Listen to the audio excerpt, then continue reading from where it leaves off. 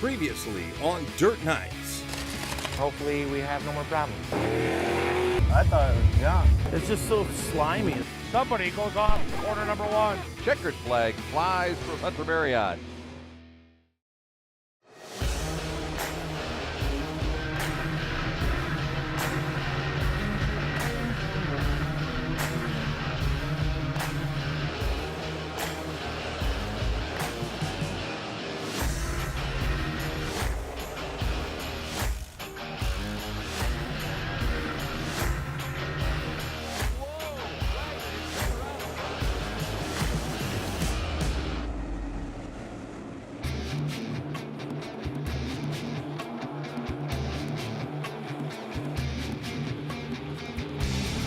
The sun is setting on Williston Basin Speedway in Williston, North Dakota, and the Dirt Knights are working their way toward the Night 4 feature on the IMCA Dakota Classic Modified Tour.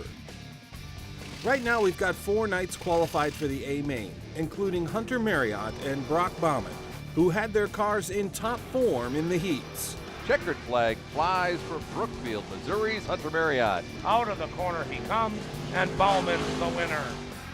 Current points leader Johnny Scott and the Big Show Jason Walla needed to go through a B main. Out of turn number 4, it's the 1ST of Johnny Scott winning it. Jason Walla in second.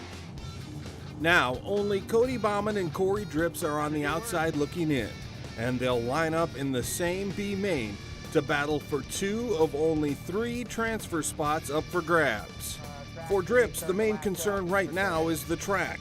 When rubber adheres to the race surface, they say the track has rubbered up, which means instead of a slick surface that puts a premium on car setup and driver skill, you've got a lane of high traction where every car is fast. When the racetrack is that one lane and tractioned up to where everybody's fast, you have everybody fighting for that one strip of traction, the rubber, and it just leads to a lot of dirty racing. You know, you really get to roughing each other up because you're all fighting for the same spot, and a lot of times guys that haven't been real good have a chance of being good and getting themselves in the show, so they're going to race even harder, you know.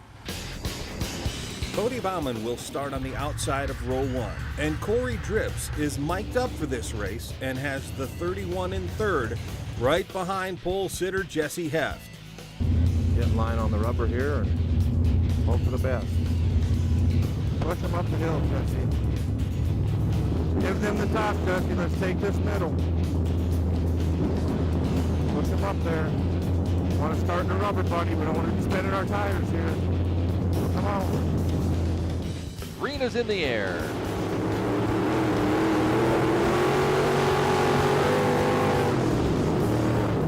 What the? Jesus. What the?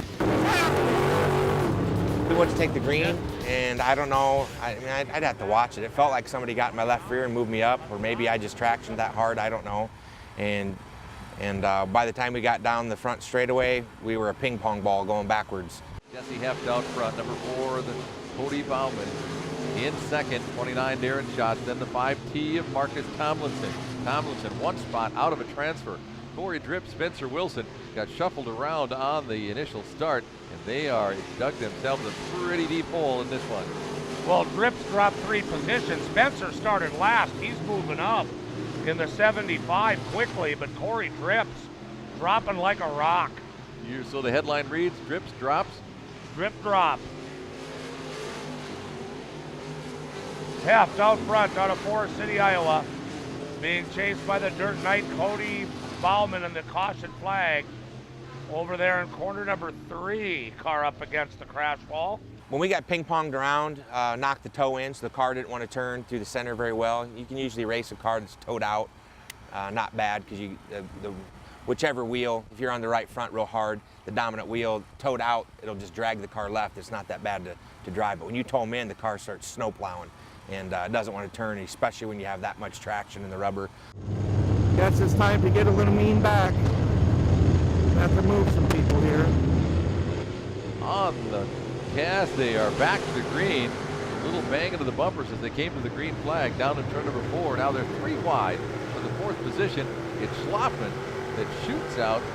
And now he's going to challenge for the third and final transfer. He's on the inside of shots. They come down through turns 3 and 4.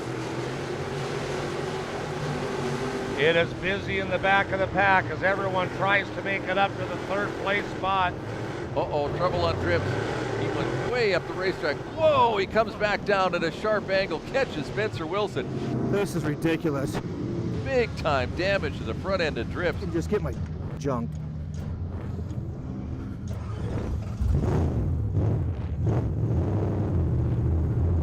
Stupid.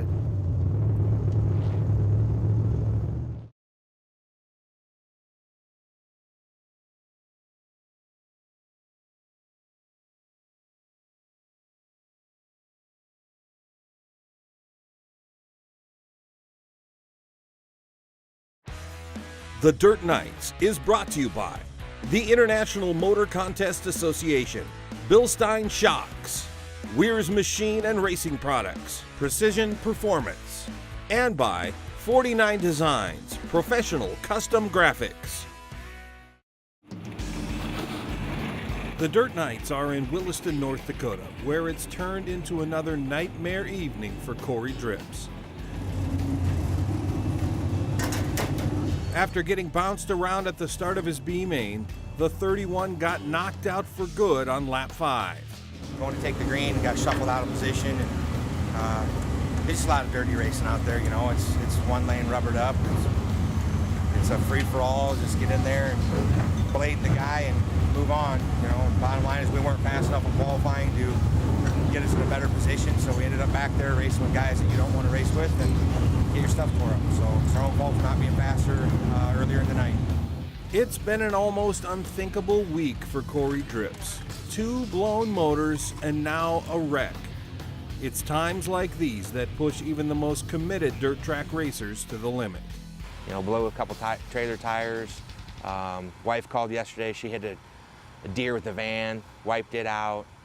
You know, kids are calling, Dad, why are you gone? When are you coming home? You're not even racing. You're watching tonight's feature. You know, so they kind of give you a hard time too. So we need to turn things around and end it on a good note. Otherwise, you get home after a week like this and you wonder why you left because you didn't get anything accomplished. So we got to bear down, focus, run better the next few nights, make a little money, and stay on task for the rest of the season. Out of the corner. Heft is on the gas again as he takes the green flag. Back on the Williston Basin Speedway, Dirt Knight Cody Bauman is still in position to secure a feature starting spot. He's running second with just 7 laps to go in B main number 5. Cody Bauman in the 4 holds on to second. He's careful, guarding the bottom of the racetrack.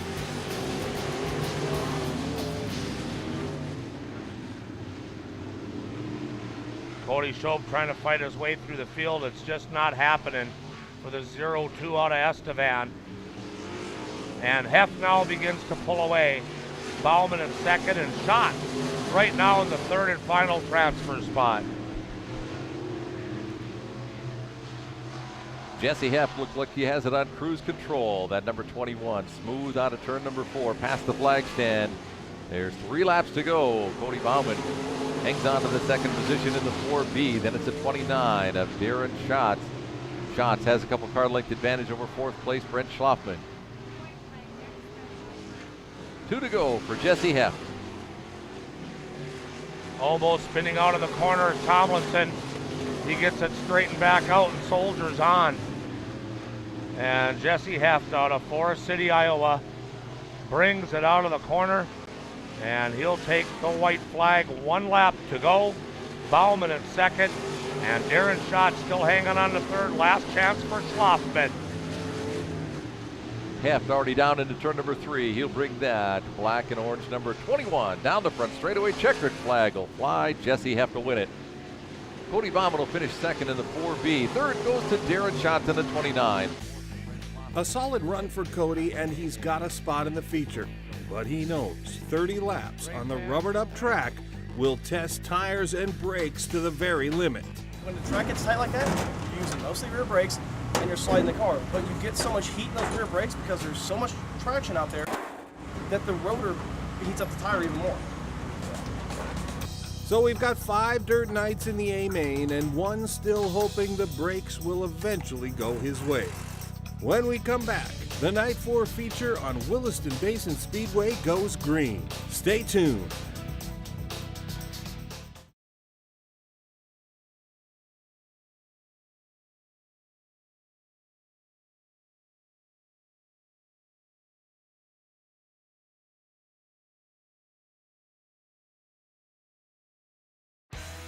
The Dirt Nights is brought to you by AFCO Racing Products, VP Heartland Fuel, KSE Racing Products, Superior Fuel Cells, Quick Car Racing Products, and by Speedway Illustrated.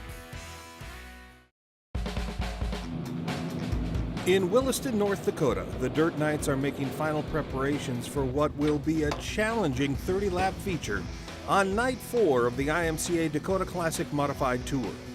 But despite the fact that the Tour overall points lead is up for grabs, a locked down and rubbered up track means no one seems to be looking forward to this race.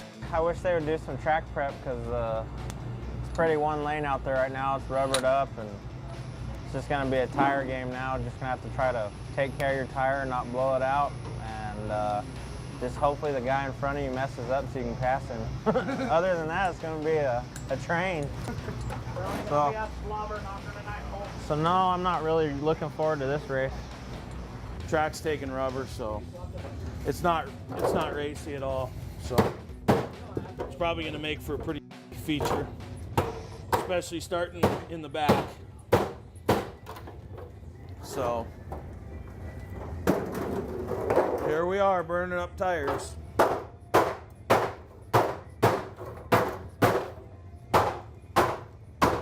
And pounding tin. You can't get in there and manhandle it on the rubber. It ain't gonna last. You don't really want to enter on the right rear on it either. I know. Well, what's our best tire option? What's our best tire option? Just hope we can keep a tire under it for all 30 laps. I don't think everyone's going to be able to do it, but I got it set ready to go for this kind of situation, so we'll see if we can get it done. Good. Track's rubber down real hard. I think the strategy is just play it cool, not use the brakes much, and save the right rear tire. I think a lot of these guys with 5-10 to go are probably going to blow tires.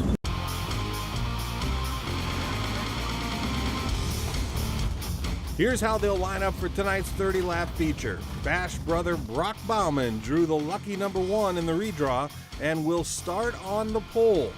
Hunter Marriott will start on the inside of row 3, Johnny Scott on the inside of row 7, Jason Walla on the inside of row 10, and Cody Bauman starts on the outside of row 11. Tonight's Speedway Illustrated up-to-speed driver is Justin O'Brien of West Union, Iowa. The owner-builder of Rage Chassis will start in row 6. Here's Larry McFall and Lindsey Lawson with the call. Caution lights around 30 laps on the board. Out of the corner they come, and there's the green flag. It's modifying time at the base.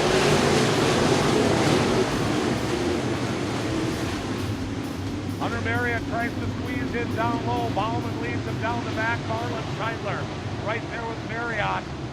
But Hunter Marriott stays on the gas longer out of corner number 4, and he's in the lead for lap number 1. Hunter Marriott, 1 lap in the books, and he is charging forward. That car looked about the same as it did in Minot on night number 2, and he drove away with that one. They actually kind of opened up the entry going into 1, and I kind of caught it when they were going to go down the straightaway. I can see they were getting up the racetrack a little bit. I just settled around the bottom. I had to really push it there right off the bat because I knew that once everybody got in line, it'd be harder to pass them. Because once someone gets comfortable, they know where they need to be. But the first few laps on something like that is pretty big. Hunter Marriott's the safest place on the track, and that's out front.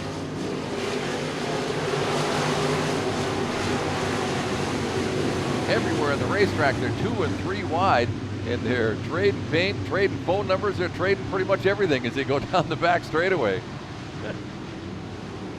Marriott comes past the flag stand. Big Eagle in second, Bauman third. And it's really a battle. Bauman there and Jeff Taylor, followed by Marlon Seidler, Travis Hagen. Well, Hunter Marriott, one of the best on the slick tracks, and he is showing us once again of his expertise when the tracks get slick, smooth, rubber down. Contact, the number 3 car got chopped, and there's metal hanging off the back of his car now, and he's off the pavement a little bit. That's Eddie Bellick. Yeah, he's got trouble, isn't he? Eddie Bellick out of Lakewood, Colorado. Looks like he is off the pace. I don't know if he's going to stop on the top of turn number 4, try to bring out a caution and see if he can get that metal taken off there.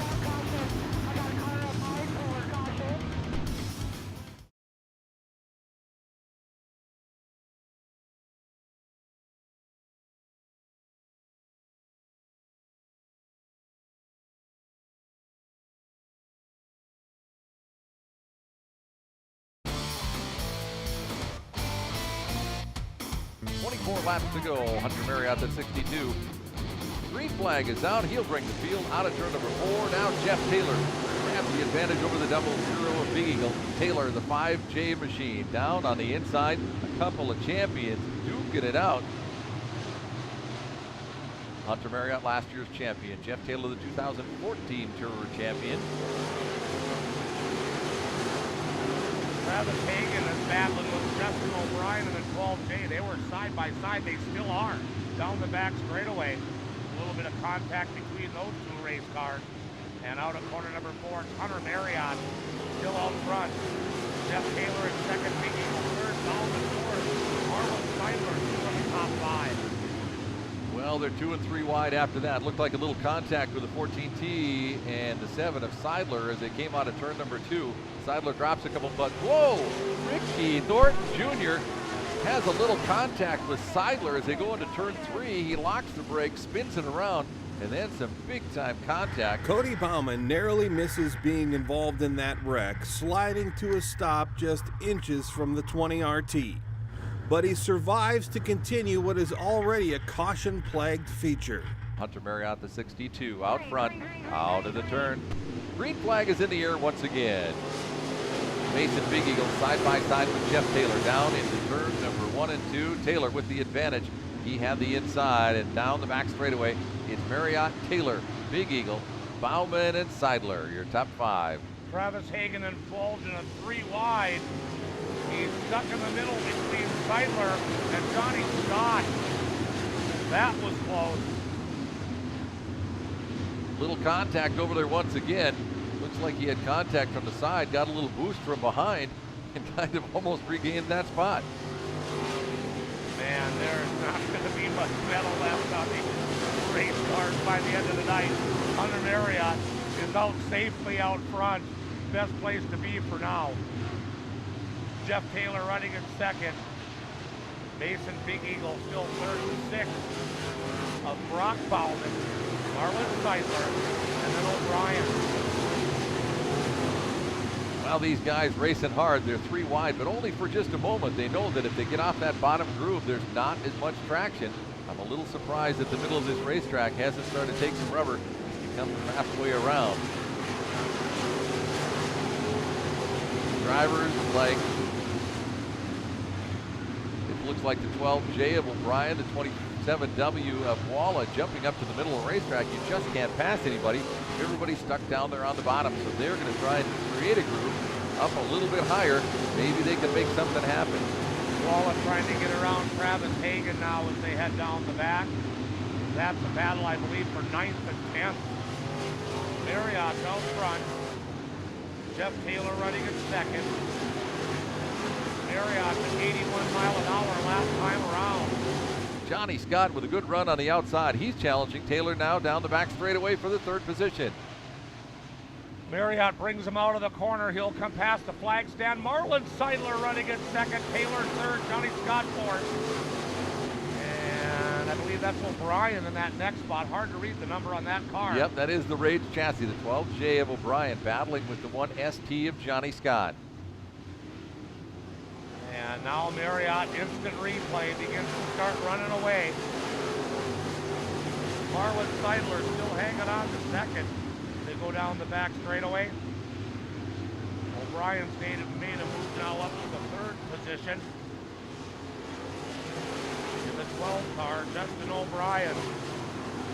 And now he tries to drive around Marlon Seidler for the 2nd place spot. Seidler trying to stave him off. Jeff Taylor's watching. It materialized in front of him. It's O'Brien and then Seidler, Taylor, Johnny Scott, Big Eagle, The Big Show, Shepard, Tom Berry Jr. And Marriott's waxing the field. 2 laps to go. O'Brien attacking a little too late. Marlon Seidler is still in 3rd. Jeff Taylor is running 4th. Johnny Scott 5th. Big Eagle 6th. The Big Show still hanging on to 7th. And there's the white flag to Hunter Marriott, the defending champion. O'Brien, Seidler, Taylor, Scott past the grandstand. Flat traffic won't even be a factor. Out of corner number 4. Chalk one up for the defending champ. Marriott wins it. O'Brien comes across the 2nd. Great run by Marlon Seidler in 3rd. Jeff Taylor in 4th. And Johnny Scott rounds out the top 5. Here he comes. Put your hands together for the Brookfield, Missouri native, Hunter Marriott. It feels good. That's the first year we came up here and won more than one race up here, so I'm just thankful, you know. It's great to do it. Definitely, it's so much easier when you're heat racing to get up in the first, at least the top 10, first 5 rows. That's what it takes to win these races.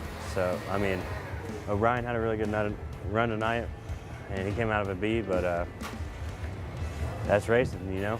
You got to start up there on some tracks to finish up there. But I'm super happy with everything that's been going on, and I just hope we keep the ball rolling and maybe see if we can get this Tour Championship. We went from like 19th to 7th on a track that's kind of tough to pass on. Everybody's kind of quick in it, so car was good. We didn't chew up the right rear tire like I thought, so couldn't ask for anything else. I'm excited for tomorrow. I think we'll have something for him. Really, really proud of that boy. Really proud of him. That makes it all worth it, stuff like that, when that happens. Makes it all worth it. Hunter Marriott puts win number 2 under his belt and in the process pulls to within 5 points of Johnny Scott in the overall Tour points race, with just 2 nights left on the IMCA Dakota Classic Modified Tour. Next time on Dirt Nights, the Tour lands in Dickinson, North Dakota and the super fast Southwest Speedway, where the points race gets even tighter and tempers flare. You better have 5 cars. As the IMCA Dakota Classic Modified Tour winds down. That's all next time on Dirt Nights.